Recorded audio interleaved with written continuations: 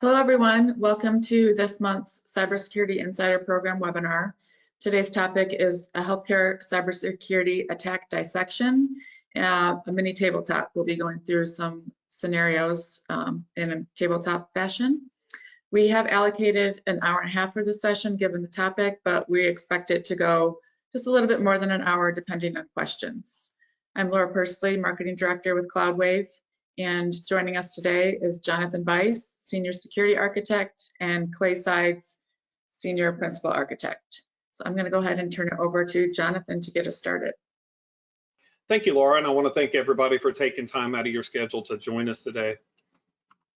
We're going to be talking about the current threat landscape in healthcare. We're going to talk about ransomware attacks, some tools, tactics, and procedures. As Laura mentioned, we're going to do a mini tabletop scenario. And then we're going to talk about the path forward, what you can do to protect yourselves. And then any key takeaways from the tabletop and what we see currently in healthcare.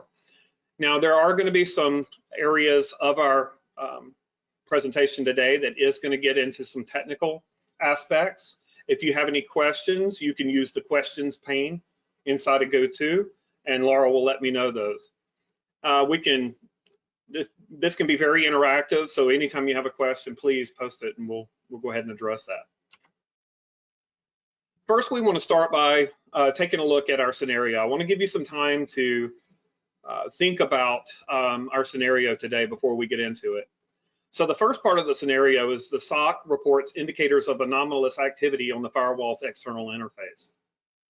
And upon learning that, the clinical team actually since they're more aware, they start looking and they determine the interface server, which is running in VMware, is having issues. There's data integrity issues that have been seen.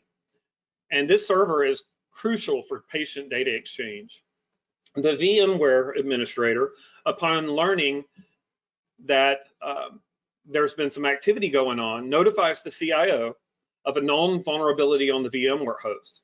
During the last patch window, he was able to patch all of the other VMware hosts, but the host that is housing the interface server wasn't able to be patched. So think about that as we go through. We're going to have some questions and answers as we get into our scenario. And hopefully it'll be good and interactive. As we talk about the current cyber threat landscape in healthcare, we're going to talk about a brief overview of some of the trends we're seeing in healthcare.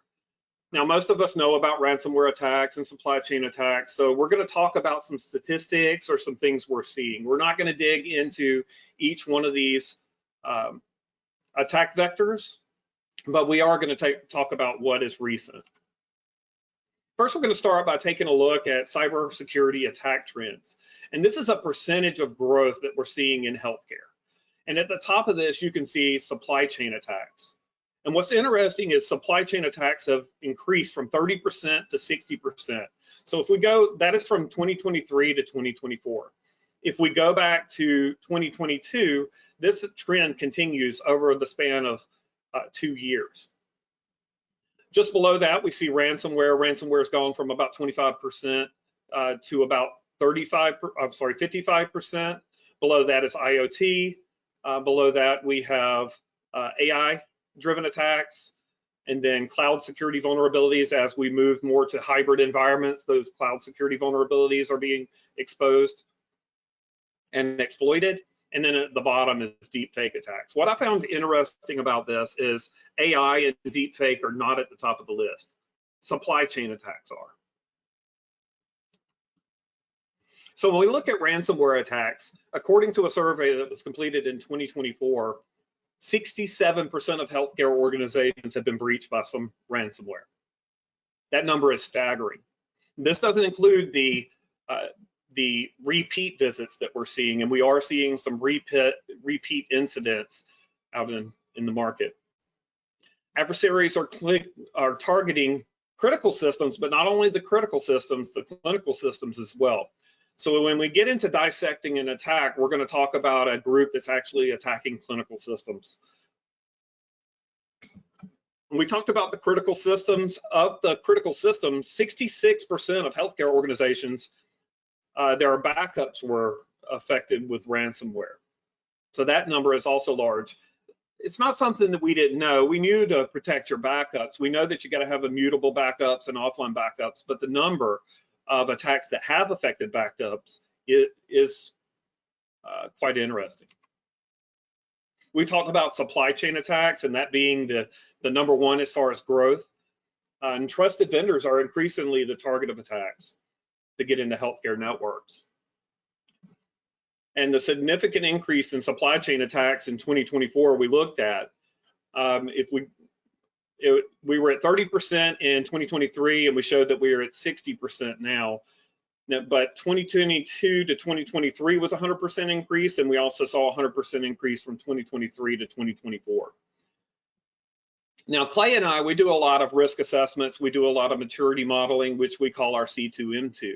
And this is an area we see for a lot of opportunity in dealing with these supply chain and evaluating the security of your vendors.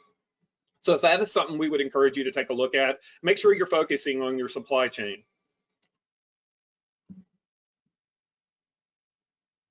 Phishing attacks. Phishing attacks aren't anything new, but what we are seeing is attacks are targeting administration and medical staff. And they're using AI, they're using that deep fake to either create audio messages or things that are a lot more believable to try to get someone to click on the email. They're tailoring them to healthcare professionals, so it's not so easy to spot them anymore where there's possibly bad grammar or it's obvious. Now with AI generation, it's becoming a lot more difficult to do that. There was actually an email spoofing attack on a medical software vendor, and it led to a breach of a health clinic in the Midwest in 2024. It disrupted patient vaccine schedules. So this is just one way that this can happen, and we look at the supply chain attack and how it can impact someone. There was also an attack that happened overseas in London, and a third-party reference lab was hit. And it really had a major impact on all of the hospitals who relied on that reference lab because of the reference lab being attacked. So there's different ways you can look at the supply chain risk.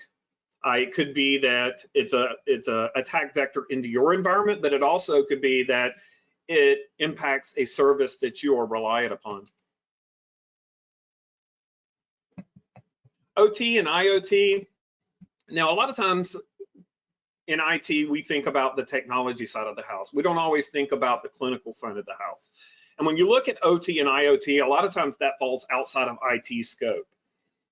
But what we're seeing is with a lot of these devices designed without strong security features, they become easy targets, especially medical devices. And we're starting to see attacks on those medical devices. We've been preparing for it for quite some time, but now we're seeing active attacks against those medical devices in order to disrupt patient care. Cyber criminals have exploited vulnerabilities in these medical devices, and we're going to take a look at that as we jump into our dissection of an attack. Risk from insider threats. Now, there's really two types of insider threats. There can be malicious insiders, and this is really the intentional, and then the accidental exposure, which is the unintentional. We don't always think about malicious insiders and insider threats, but we have to think about that employee that is in financial troubles and possibly gets contacted by a nation state who offers them a significant amount of money to send data. And we're seeing these attacks inside of healthcare. Also, there's the accidental exposure. Someone sending an email unintentionally, a PDF email that your scanners cannot scan because it's no longer image data. It's no longer text data, it's image data. It's difficult for those to be picked up on. So in your email filters, if you're not able to scan PDF images, you may be allowing some data to go out. So there's the unintentional insider threats that you may experience. Data integrity attacks. We're seeing attacks that are actually going after medical records, affecting the integrity of the data, which can lead to a misdiagnosis or improper treatment. And if the records are altered, it can be very difficult to recover the records. You can't even detect it in most cases. How do you know that something was altered? And if you can detect it, how do you recover from that? And Most Jonathan, likely, yes. this is Clay. So one of the things I wanted to let people know is some of these things do sound a little abstract, but if you actually get into the news media, you'll find examples of these that have occurred. So for example, in this one particular instance that Jonathan's talking about, there actually was an attack on a clinic out in the Midwest that actually altered patients' vaccine records, and that led to incorrect dosages being administered. So this is a real issue that's starting to become prevalent in our industry. Thank you, Clay. Risks posed by these threats, they really extend beyond data breaches, and they can affect patient care.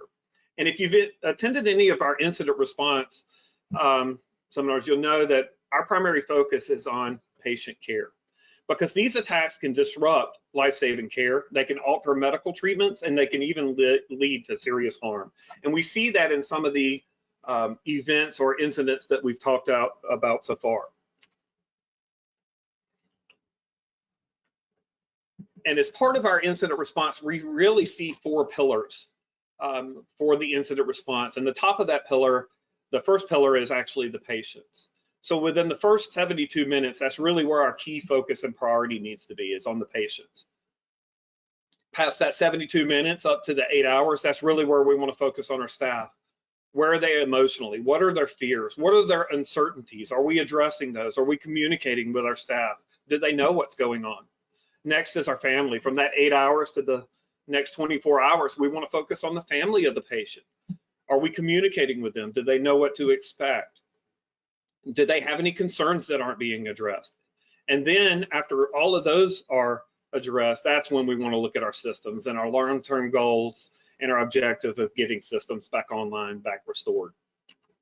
This really becomes a patient-centric incident response, where we prioritize the patients, we evaluate the staff needs, we address the family concerns, we talk about what we know versus what we don't know, and this is a critical piece of the incident response.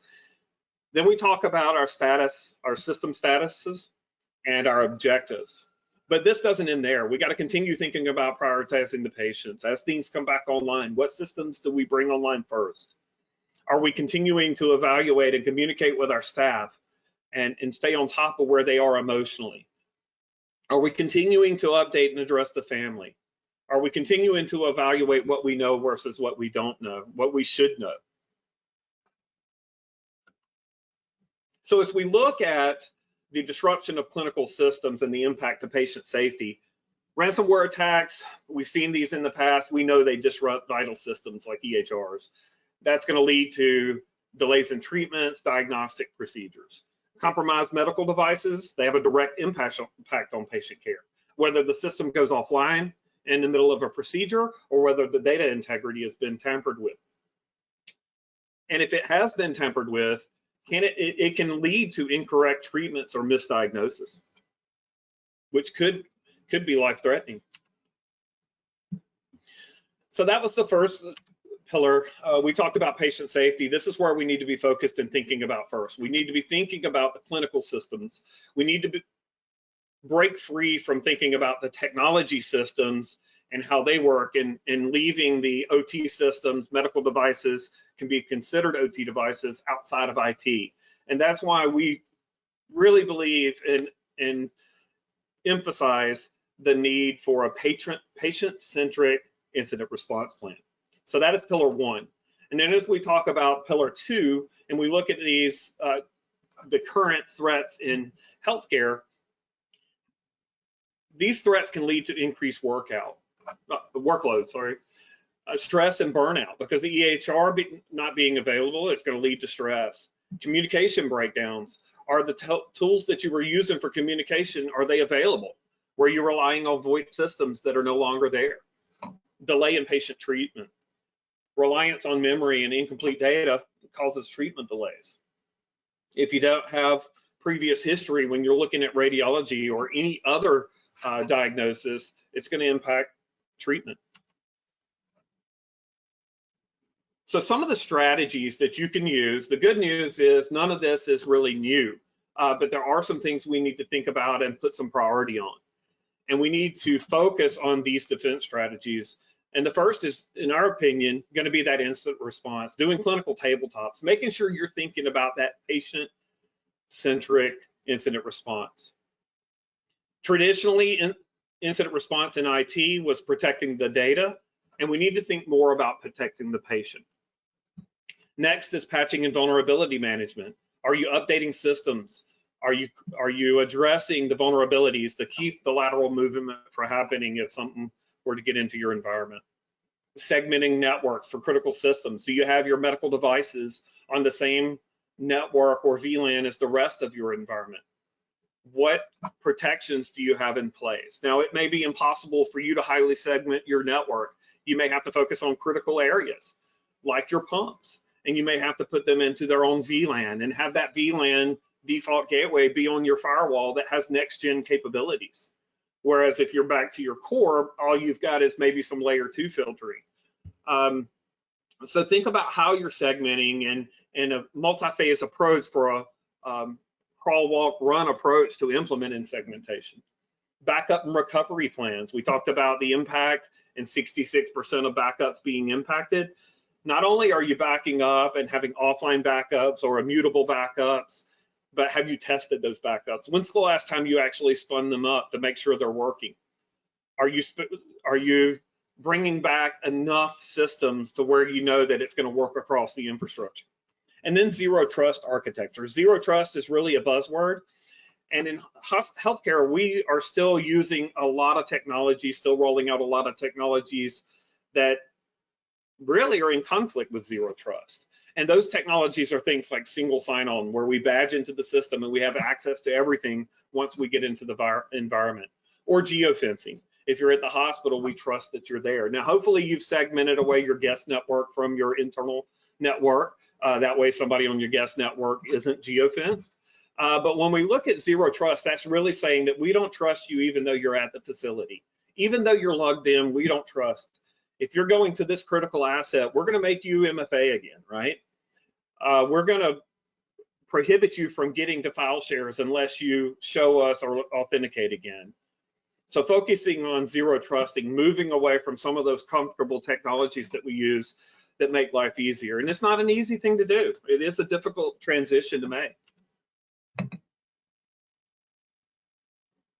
Next, we're going to talk about and dissect a recent attack on US healthcare systems.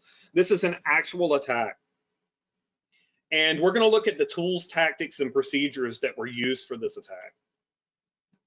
Now, as Clay mentioned, a lot of these attacks we've mentioned so far, they're real. And we're going to talk about today the Vanilla Tempest group. And if you haven't read anything about the Vanilla Tempest group, this is the group that's been named by Microsoft and tracked by Microsoft. That's the name Microsoft gave them. But we can give you the links to the articles to read about everything we're going to talk about here. We're going to talk about the tools that they use. And we're going to talk about the impact that one of their attacks has had on a healthcare organization. Something that's very interesting and scary about the Vanilla Tempest group is they are focused on healthcare. Not only are they focused on healthcare, but part of their goal is to disrupt patient care. They're no longer looking to get your data and hold it for ransom. They're looking for ways that they can impact your patients and get you to pay a ransom so they don't do that. They were actually created or first noticed in 2021. And like I say, they're targeting healthcare. It's one of the three areas that they target. And again, they are focused on impacting patient care. Some of the tools they use, ransomware, they've been known to use very different or a handful of different ransomwares. Ricetta is one, and most notably Ink ransomware, which is a ransomware as a service as far as we can tell. Their primary sectors besides healthcare are education and government, and their attack methods are double extortion. Now we'll talk a little more about double extortion, what that is, at another slide later on, but they use lateral movement via RDP and then they deploy ransomware across networks. So the actual tools they use are bootloader, malware downloader. For lateral movement, they're using Cobalt Strike, Mimikatz, AnyDesk, and Mega. Now we're going to talk about all of these as we go through the slides. And for ransomware deployment, they're using the built-in WMI feature of Windows. So bootloader. Bootloader is intended to create the initial access, and there's two ways that they're using bootloader. And the first way is doing search engine optimization poisoning. So it's SEO poisoning. If you look on the right, this is actually an image from a Google search, or a search engine rather, that if you look at the top, some of the first things that come back are search engine optimized ads. And what the attackers are doing, what Vanilla Tempest is doing, is they're exploiting websites, and they're using search engine optimization poisoning to move their sites, their attack sites, higher in the list. A lot of organizations do not block these ads at the top. It's not really an easy thing to do, but they don't block these ads. And one of the latest things that has been seen is they have crafted their bootloader is essentially when you search for a legal document, a free legal document, if you were to go out and search for a free legal document, you may run into a site that has bootloader on it. And what happens is the user downloads it and executes it. Then bootloader is going to download and execute more malware. So this can be used to siphon data from victims, get a foothold into the environment, and then deploy other tools like Cobalt Strike. So bootloader is the initial entry point. If we look at the bootloader attack chain, so at the top I said that they got this SEO site. Now I did not mention the other way that they're using bootloader is through social engineering. So bootloader, it either comes in through a search engine optimization poisoning, or it comes in through a zip archive in a socially engineered email. And the user downloads that zip file, which contains a JavaScript, and they execute that JavaScript. Now, when that JavaScript runs, it's going to use the built-in feature of WScript, and WScript is actually going to reach out to a couple of C2 domains and download 2 payloads. And what's very interesting about this attack is it doesn't use any files. It's a fileless attack. And it loads the file into different parts of registry. Now, what we're looking at here is a mandiant. This is a mandiant representation of the attack chain. We are going to look at the trend micro representation of the attack chain as well. But that fileless download that it does is loaded into the registry, and it's loaded into different points. And I found it very interesting. It actually loads it into 5 different points in registry. And what it's doing is it's breaking that code up and obfuscating it throughout the registry. There's actually 2 registry entries that it makes, or 2 different programs that it puts into the registry. And then it uses WScript to execute a PowerShell. And that PowerShell launches what's called phone launch. Phone launch is a tool that is used to run from registry. So there's no files placed on the computer. What's even more impressive about this attack is that they're using hex. And what they're doing is they're using hex and then replacing certain hex characters with binary. And when they replace those hex characters with binary, at that point, they can flip all of the hex into binary, and now they have an executable binary.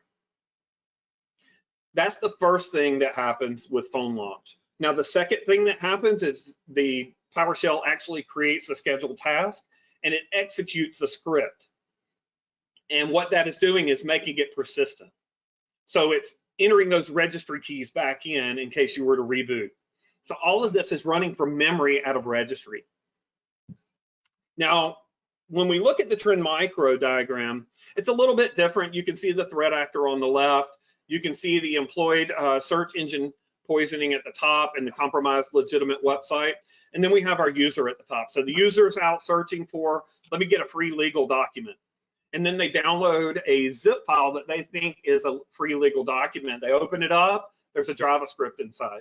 They execute that JavaScript, which is going to do the first stage of the script, and it's going to go out and check for a marker in registry. And this is where Trend Micro and Mandiant differ a little bit, is that Trend Micro says that there's a registry key that Mandiant didn't. Now, there's been multiple variations of bootloader over time. Initially, it was a little more simplistic about how it entered into registry and the obfuscation it was making. And then in the later versions, they even moved to using the modulus operator in some algorithm to be able to move the text around to make it even more difficult for your malware detection to find. So that script's going to go out and it's going to look at a domain, and then it's going to connect to a URL where it gets that second stage script. The second stage script is going to create that scheduled task, and then it's going to run that PowerShell script at the bottom. The PowerShell script is going to go to the registry, which you see in the dotted line, and then it's going to execute out of the registry. What it's doing is it's pulling Cobalt Strike Beacon. Now we are going to talk about Cobalt Strike Beacon a little bit in the next slide, but Cobalt Strike Beacon is essentially how it's the command and control system that's being used. So Cobalt Strike goes out and it talks to the CNC server, and that allows the threat actor to get in. So that is the initial phase of the compromise, and we'll cover that again a little bit later. So as far as Cobalt Strike is actually a tool that was developed for cybersecurity testing, and it provides a comprehensive suite of tools that can be used for network pen testing. On the right in this image, you can see it's a command line tool here that's being used, and it allows the attackers, they're essentially exploiting the benefits that we get out of the pen testing tool and turning it into a command and control tool where they can maintain persistence into an environment or take over compromised systems inside of an environment. They can execute commands, move laterally, and do other things from inside using Cobalt Strike Beacon. A little bit about the infection process with Cobalt Strike.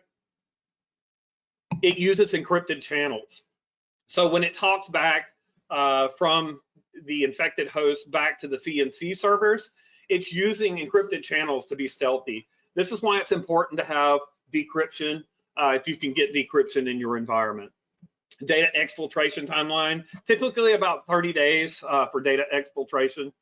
Multiple stages involve data collection, downloading files, and accessing historical web data. It's a fileless malware delivery. We talked about how it's pulled from memory and how it's used to be fileless. Command distribution, it actually can pull commands out of URLs to control those infected systems. And as you can see here on the left-hand side, it has an IP address that it's communicating with as the command and control server. The next tool they use is Mimikatz. Mimikatz is a well-known, exploited tool that allows you to extract passwords out of memory, hash dumps, or even Kerberos tickets. And you can see in the left-hand image here, this is it in use, and it's got some passwords that it's displayed there. So hackers are using this to escalate privileges once they get in the environment by extracting credentials and impersonate higher privileged users, such as an administrator or someone within the network.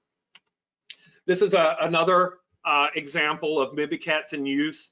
We'll start at the bottom. You can see that Joe user is actually who's logged in. That's the first yellow section. And right above that, actually, let's go to the top. At the top, what's actually happening is Mimikatz is being used to take advantage of what's called a golden ticket. It's a Kerberos ticket where it can be used later on. And you can see that the Kerberos ticket is actually for a user called Darth Vader. So Joe user is using Darth Vader's Kerberos ticket to connect to a network share. As you look at the bottom of the image here, where it says net use, and it says it connected successfully, that is where Mimikatz has been used to take that Kerberos ticket and escalate privileges. AnyDesk. A lot of healthcare organizations and a lot of organizations, they allow or rely on RDP for remote management. Vanilla Sky is actually using RDP to move laterally. And they're using a product called AnyDesk. It is a legitimate tool, which makes it hard to track or hard to block. and they're using it once they get internal to move laterally in the environment. That allows them to maintain that persistence in the environment and to monitor the environment in real time or intervene when necessary. Another tool that's being used is Mega data synchronization. And Mega is a legitimate cloud storage platform.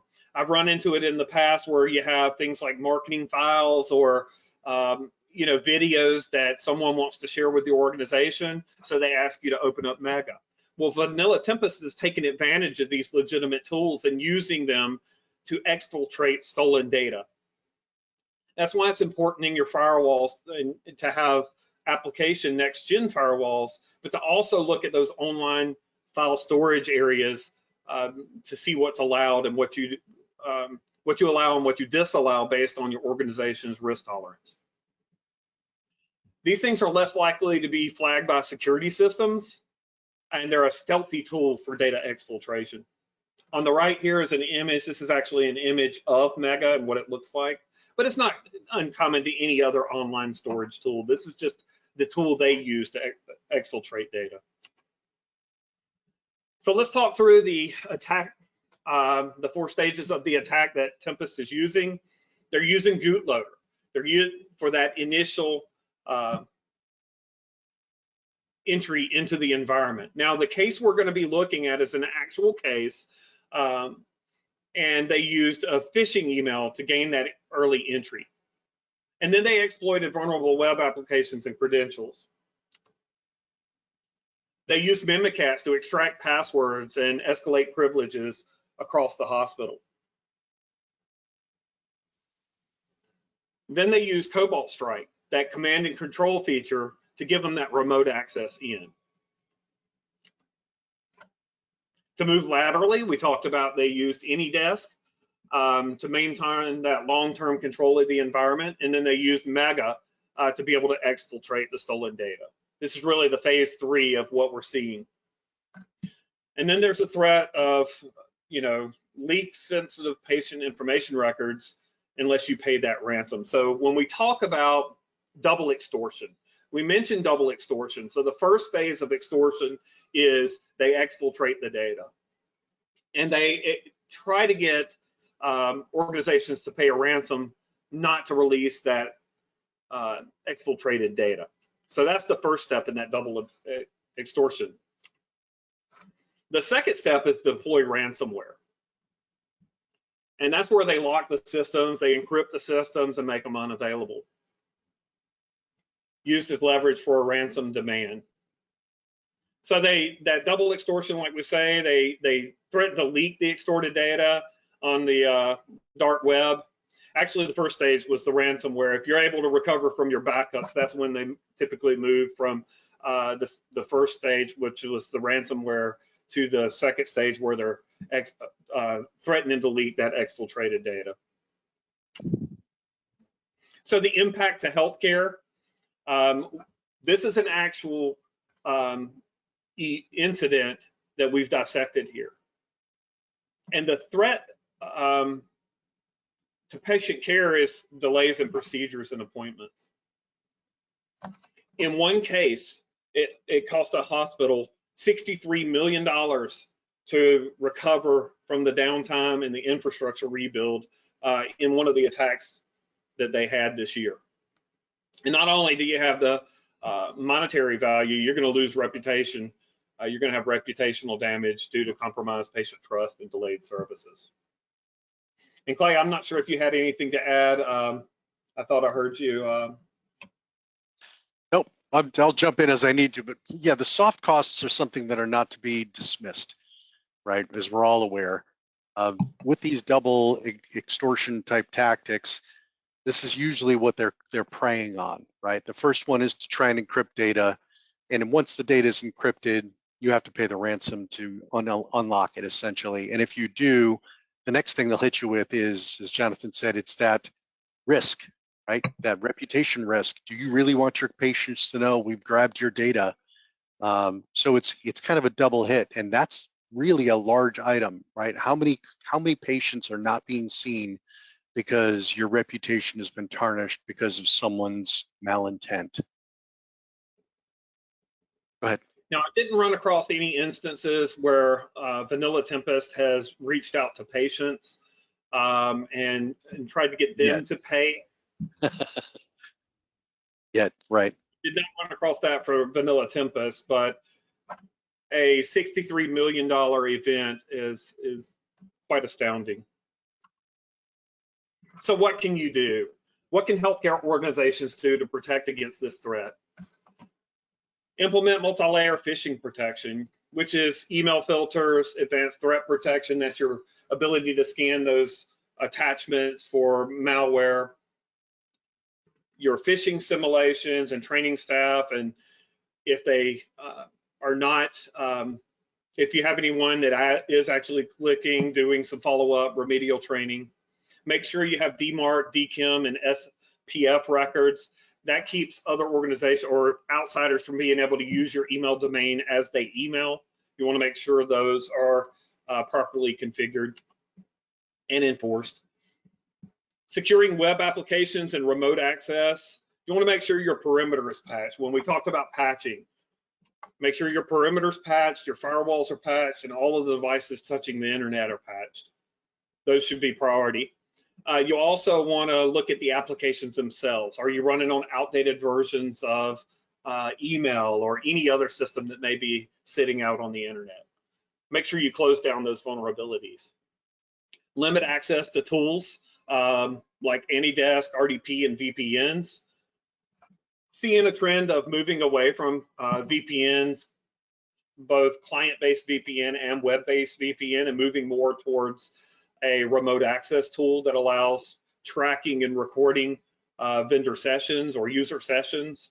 RDP, can you create a GPO that locks down that only IT user accounts can use RDP? Can you restrict that in any way to lock that down some?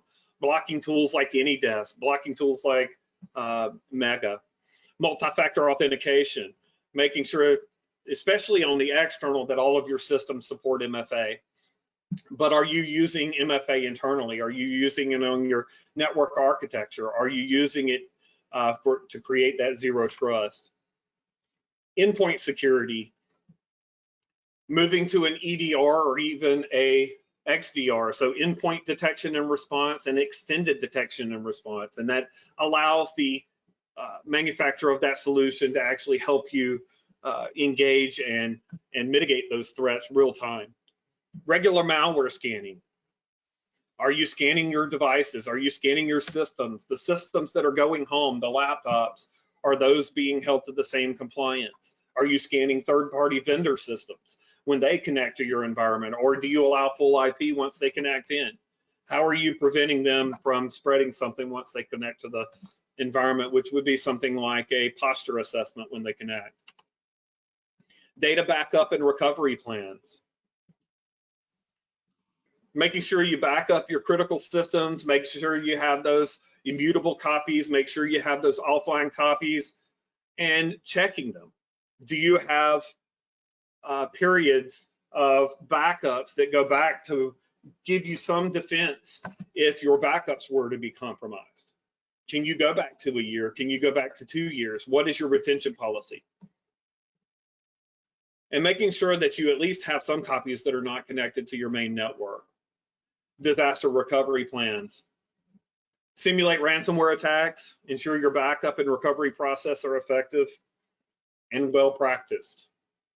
We want to make sure this is not a check the box exercise. We want to make sure that we are really taking these disaster recovery plans and doing these tabletops to get the most out of them, to get those lessons learned that we can improve upon.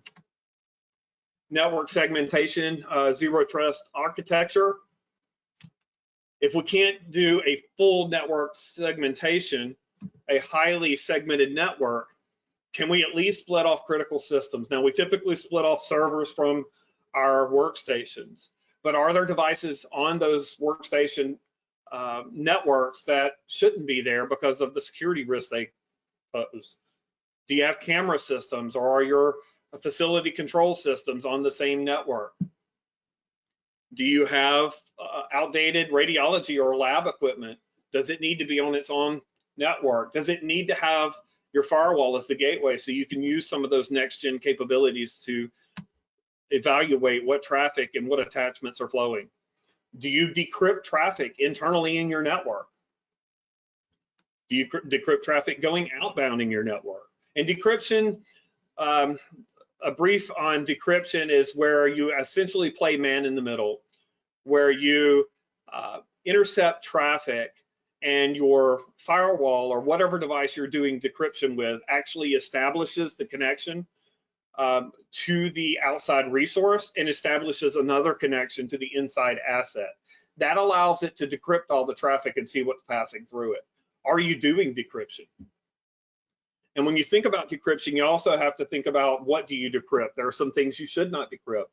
Do you decrypt healthcare? Do you decrypt financial? Do you decrypt government sites? There needs to be some bypasses. Zero trust network, implement zero trust principles. And that's really, we talked about assuming that no one inside or outside of the organization is trusted by default. It's getting away from that single sign-on. I know that SAML and OpenID are still very, very popular.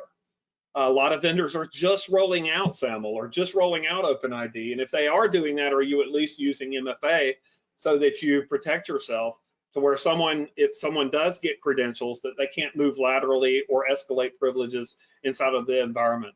That's where that zero trust comes into play. Incident response preparedness. Now, incident response needs to be patient-centric, and you need to create an incident response plan that includes your clinical team. You want to outline the steps to follow in case of an attack, but you don't want to just look at it from a technology perspective. You want to look at it from a clinical perspective. How is this impacting our patients? And then you want to have regular tabletop exercises. It's good to have your IT tabletops, but it's also good to have a clinical tabletop. And that's where you engage all of the clinical staff that are able to participate as part of an exercise on how it would impact patient care. That's going to be a lot of your administrative team, your directors, to go through that tabletop exercise as it relates to patient care. Monitoring and auditing, using a SIEM, security information and event manager, to collect events from all of your different servers, applications, hardware, and are you collecting the right amount of events? Are you collecting the right amount of data? There are limitations, resource limitations to what you can collect and what you should collect. So you have to think through what systems are sending to your SIEM. And does that SIEM allow correlation? User behavior analytics. Can you determine that someone who normally works a 9 to 5 shift is logged in at 3 a.m.? That is an anomaly. Does your SIEM send to a SOC where you have 24/7 eyes on glass? Maybe even a team that's their primary role is looking at cyber events. Audit privileged accounts, regularly audit accounts with administrative privileges and remove unnecessary access. We really want to look at things like those domain admin accounts.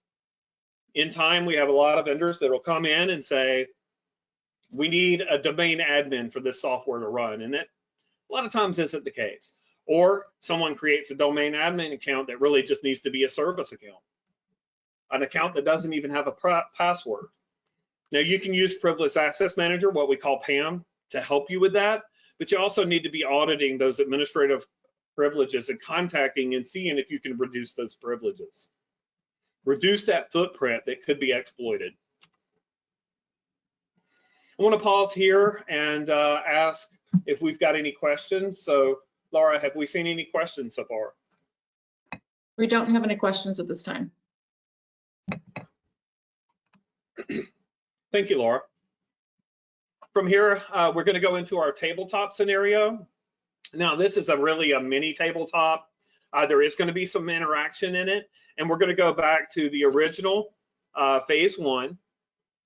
So in phase 1, the SOC has reported indicators of an anomalous activity on the firewall's external interface. The clinical team, with a heightened sense of awareness, has detected an issue on the interface server, which is housed in VMware. And this server is crucial for patient data exchange. So they're seeing that things aren't saving. They're seeing that Data coming out of the system seems to be erroneous.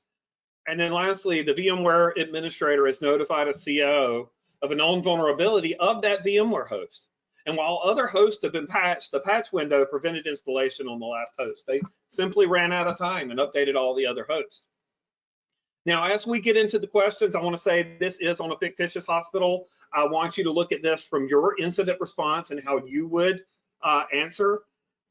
There's not always a correct answer. There are better answers than other answers, but when you see these questions, I don't want you to think, well, I want you to answer. I don't want you to think that there's a right answer and you may get it wrong and not answer it. The results are going to be anonymous, but also I want you to think about it and how your organization would respond. So at the top here, this is just talking through again what the phase 1 is. And that's that the SOC has detected anomalous activity on the external, that we've noticed the interface server has some data integrity issues, and the CIO is made aware of a vulnerability on the host. Laura, if you could you go ahead and launch the first question? All right, so based on your incident response plan, what would you do? Would you shut down the VMware host to prevent further exploitation? Would you disconnect the VMware host from the network to isolate it? Would you investigate further without disrupting the host to avoid interrupting critical services? Would you shut down the interface server virtual machine to prevent further data integrity issues? Or would you engage the clinical team and declare an incident? So if you would take a moment and go ahead and answer that.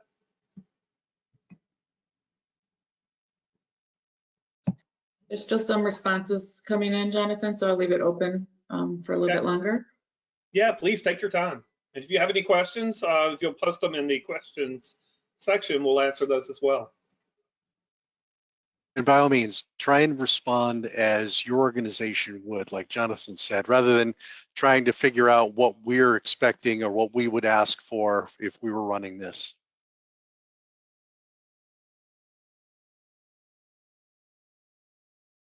Okay, looks like the voting is slowing down. I'll leave it open for another moment for those last minute responses.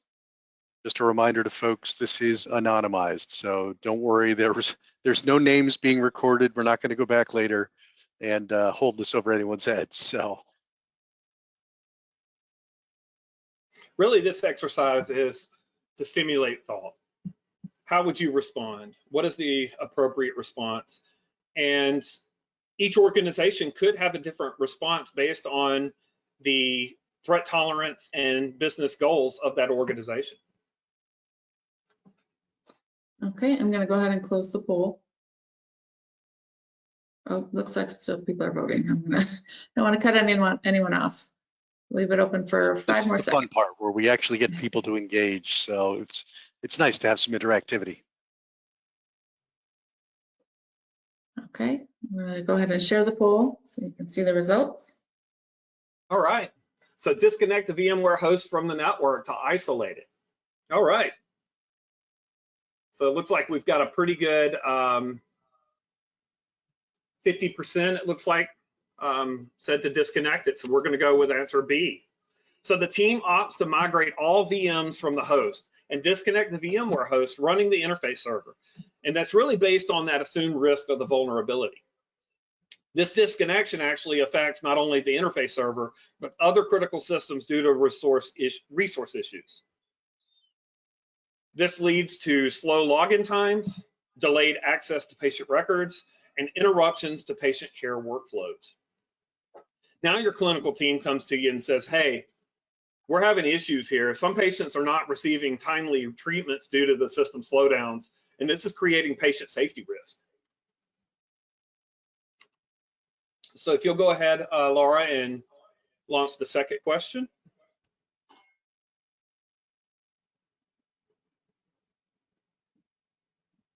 All right, so due to an unknown vulnerability, the team's migrating all the VMs, disconnecting the VM host running the interface server, streams the remaining host. It's causing slow login times. Some of these login times are 2 to 3 minutes, delayed access to patient records, interruption in patient workflows.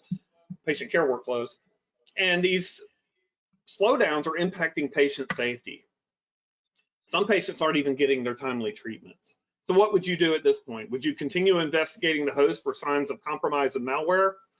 Work closely with the clinical team to understand what systems are most affected and prioritize restoring those first? Bring the incident response team to assess the situation and potential cyber attack? Reboot the host to restore those services quickly and reduce that resource contention issue? Notify leadership that this could be a ransomware event and initiate incident response procedures.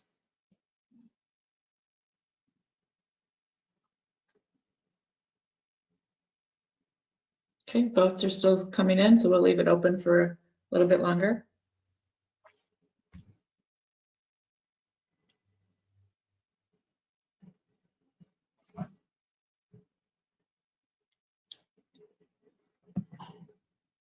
All right, looks like it's slowing down a little bit. We'll leave it open for a few more moments and then close it out.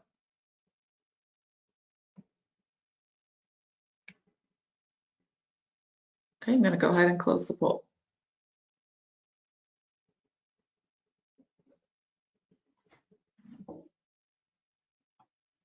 All right, so it looks like a majority have said to work closely with the clinical team. So answer B. Now we may differ a little bit here in our scenario, which is fine. So in phase 3, we're actually going to say after 2 days of investigation, the team lacking malware expertise and having to call a third party has found no malware or signs of compromise on the VMware host, but reloaded the system.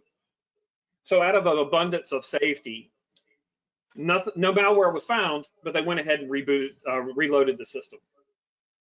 However, during that time, login slowness has continued and patient care is increasingly affected due to the delays in accessing critical systems.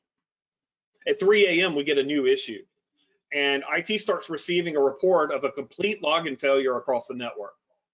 Upon further investigation, they actually find that the main domain controller, the primary one, what we call the FSMA role, has corrupted data. And the backup DC we find hasn't been synced for months. This is a problem because the most recent backup that we can find is 2 months old, which was predating a merger. So there's a lot of information that was created, new user accounts, new objects in Active Directory that are no longer there because the data has been corrupted in that primary domain controller and it had not been syncing. So as we go to the phase 3 question, Laura, could you go ahead and load, please? So after 2 days of investigation with third-party help, no malware has been found on the VMware host, but the login slowness is continuing, affecting patient care. And at 3 a.m., IT reports complete login failures. The system has been restored, the host system has been restored, and everything was checked out, everything looked good, but at 3 a.m. we started having login failures and then learned that the domain controller was corrupted and there were no backups. So at this point, what should we do? Should we rebuild Active Directory from scratch, knowing it's going to take several days, cause continued outages, we need to get this thing up quickly? Do we attempt to repair the corruption and sync the DCs? What might avoid a full AD rebuild, but it comes with a significant risk? Because if we go down that path, it may take longer and we may have to go ahead and rebuild anyway. Should we use the 2-month-old backup to restore AD, even though it predates critical updates from the merger? Should we communicate with hospital leadership, including the clinical team, to decide the best course of action that minimizes patient care impact? And should we work with marketing to develop a message for the community?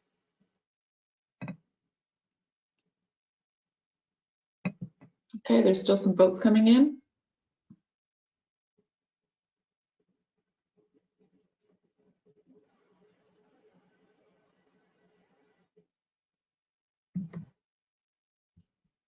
All right, we'll leave it open for another few moments. Okay, I'm going to go ahead and close the poll.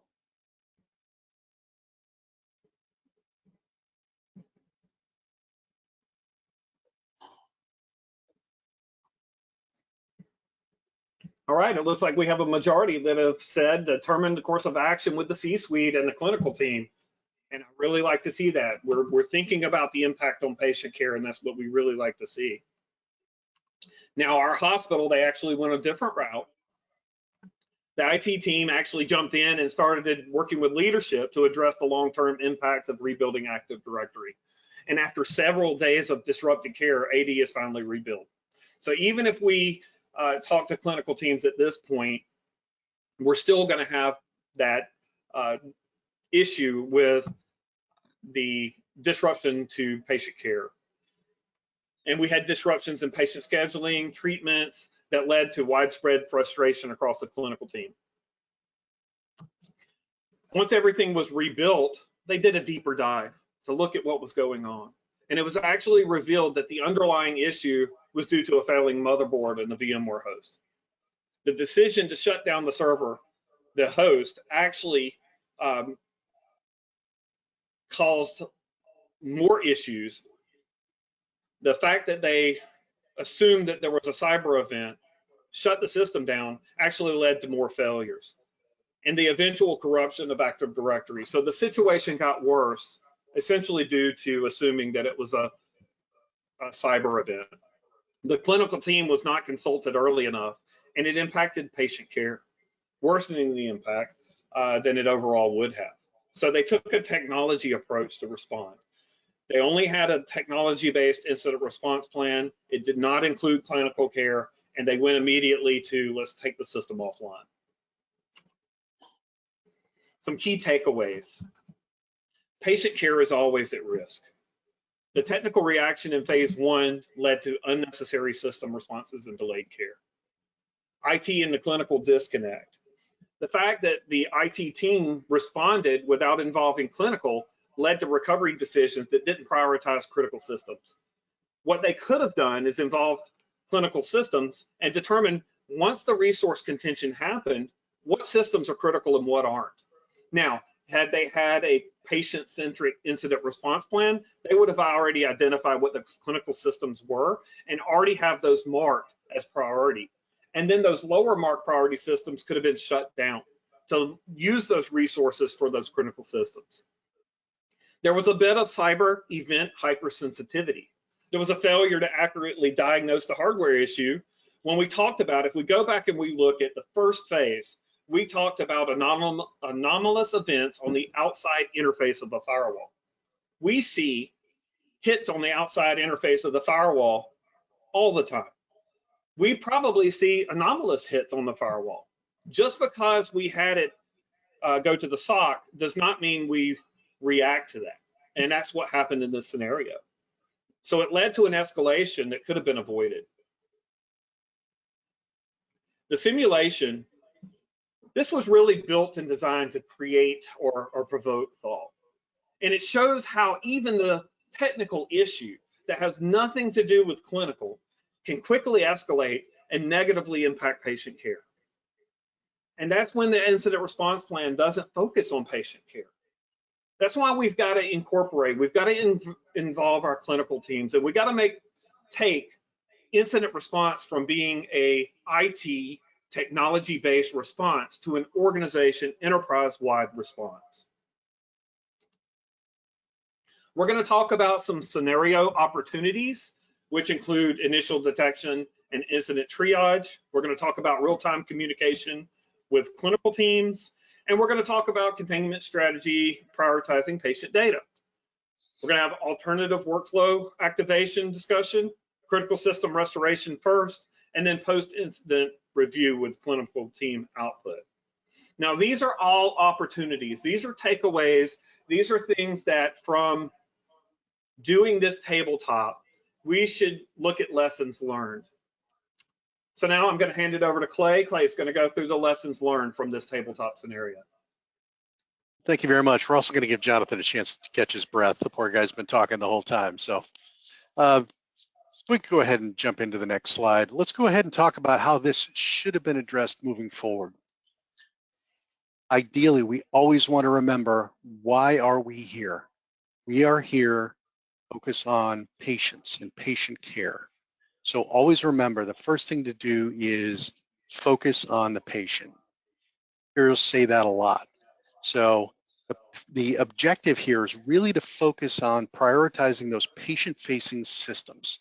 So if you've assessed the systems you already have that are critical to providing that care, you can understand which systems should be best protected or left operational in the event of, like in this case, a resource constraint.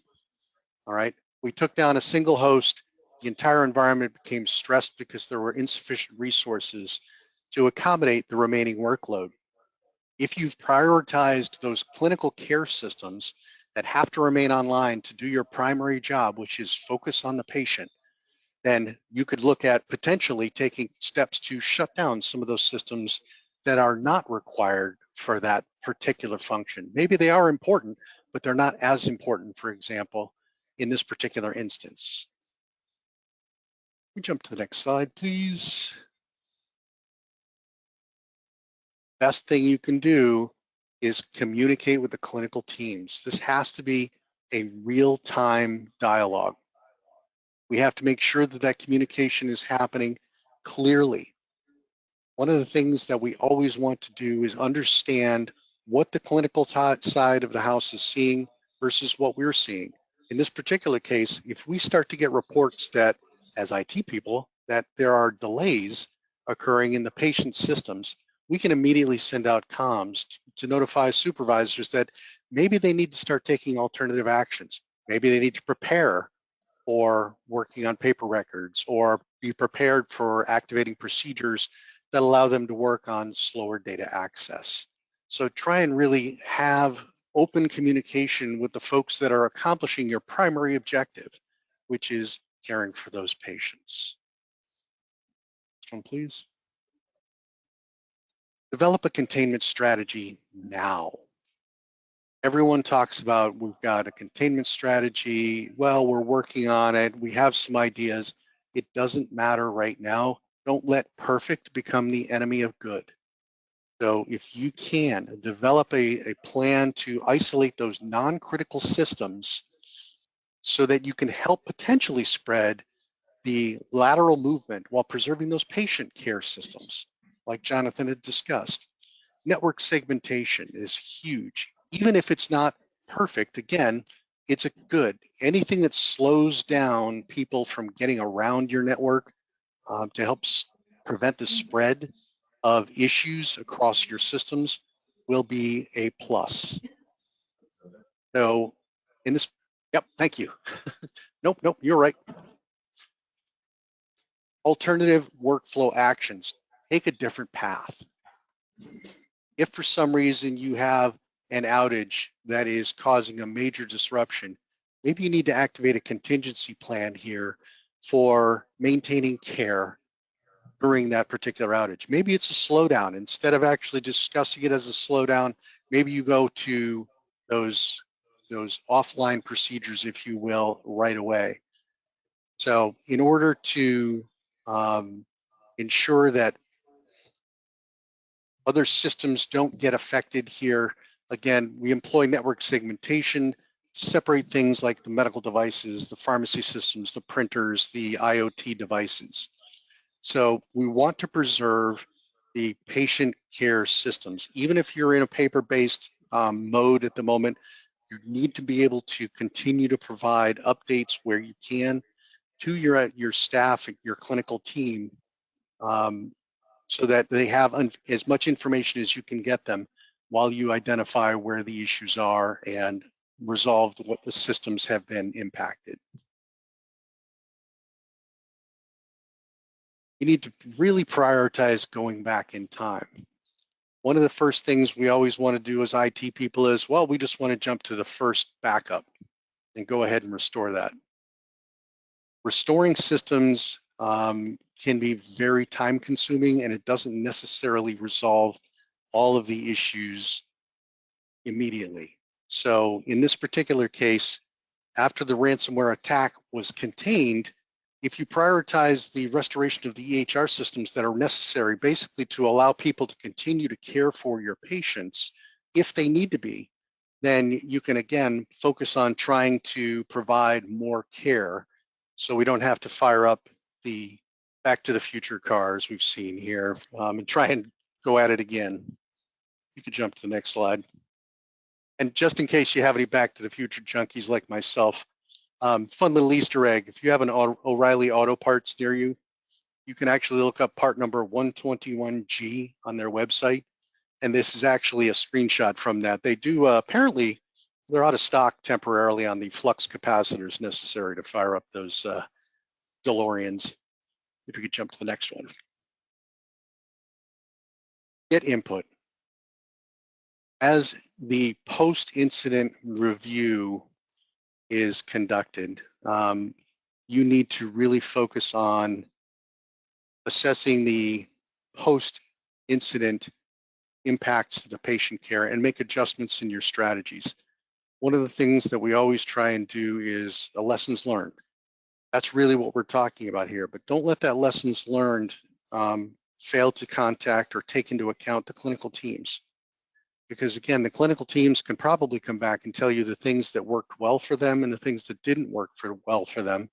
And maybe it'll surprise you in some instances on the resourcefulness for your clinical staff and the things they do to go after our primary mission, which is again, to affect patient care. Lastly, we're going to bring this slide up again because we feel it's extremely important to focus on this particular set of pillars. Always, always, always focus first on the patients. This is what we do. This is why we're here, is to take care of the patients. How we do that is by utilizing staff that are properly trained. We need to also ensure the staff feels comfortable and confident. They're informed. We're addressing any fears or any concerns that they may have about the incident or about how they're going to communicate or how they're going to care for their patients. Once we've taken care of that, we absolutely have to talk to the families. Word will start to get out that there's communications issues or there appears to be something going on. The messaging that we send to the families can be sometimes very difficult to traverse or to travel down that path, but it is very, very important to try and allay their concerns and make them understand that their loved ones are being well cared for and well tended to. Lastly, once we get through the first three items, then we want to try and identify what changes need to be made in our systems, what fixes need to be employed, what repairs need to be effected to get this thing back online. If we don't have the patients, if we don't have the staff and the family is not comfortable, then the systems are irrelevant. We won't need them. So essentially, that's going to be the end of our business. And that's not what anyone wants to do. Just kind of in summary, what we've kind of talked about today is the cyber threat landscape that we're all faced with in healthcare. It's always changing, it's always evolving. We're always trying to find new ways to try and get at our environments. As you saw, supply chain attacks are one of the easy ways in. So sites and people are trying to take advantage of that. We've dissected the anatomy of a breach and tried to develop some lessons learned, things we can look at. Trying to look at some of the tools that these hackers are using really is astounding. I'm in this industry, I'm in this particular discipline, and I find this unfortunately fascinating because of the ingenuity these people have undergone. And it's only going to accelerate. With the advent of AI, we're going to start to see these things start to ramp up much more rapidly. Believe it or not, if anyone here has ever used ChatGPT or any of their equivalents, the bad guys have their own. There is WormGPT, which is actually available to help try and craft verbiage for phishing attempts. There is WolfGPT, which actually helps coders develop bad code or malintended code to get around the policies that ChatGPT and Microsoft have both employed. We've run through a tabletop scenario to kind of highlight some of the things that we have a tendency to do in IT, which is focus on preservation of the systems. That's what we're charged with. But what we have to remember is Why are we charged with preserving these systems? It's all for the benefit of the patients. And lastly, dealing with today's cyber threats. Try and identify things that you can do proactively to be prepared. Remember, Jonathan had indicated 67% of facilities have experienced some sort of cyber incursion or attack. If you haven't been attacked, someone else on this call may have been attacked twice. So take that into consideration and try and identify anything you can take away from this that could help make your position different on how to deal with these threats. And again, remember, don't let perfect be the enemy of good. Anything you can do to shore up your environment and continue to try and progress that moving forward is ideally what we're after. Laura, do you want to go ahead and talk through our next tip? Yes, thank you, Clay and Jonathan, for the information today. If anyone does have a question, please enter it in the questions pane and we'll address that before the end of the webinar. Just wanted to give you a reminder that next month's webinar is October 31st at 2 o'clock.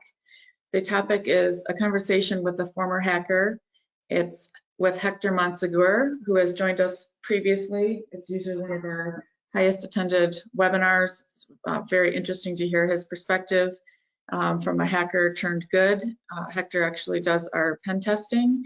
And so we're going to also share some of our key learnings from pen tests that we've done over the last few years and what you should be or could be considering going forward. So that'll be a great one, October 31st.